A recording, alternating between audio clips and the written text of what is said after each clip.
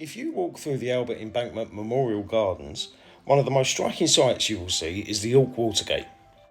Built in 1626 by Nicholas Stone, master mason to the Duke of Buckingham, the gate was essentially made as a private parking bay for the Duke's boat. Prior to the building of Embankment, the River Thames would have come right up to the edge of the Watergate, yet it now cuts a mildly sorry figure, standing alone and redundant on dry land almost 100 yards away from the river.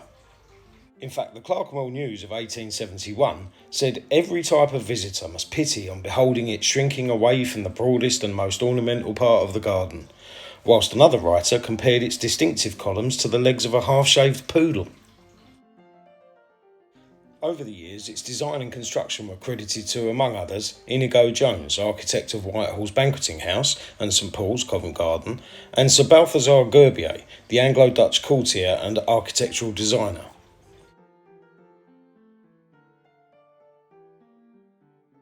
It is Nicholas Stone who, it appears, is given the final accreditation on the plaque beside the gate.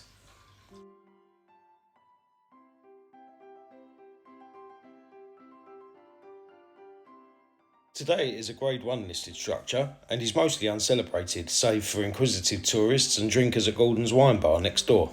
Its former intended purpose no longer required, it stands as a testament to history as well as to the skilled craftsmanship of its builders.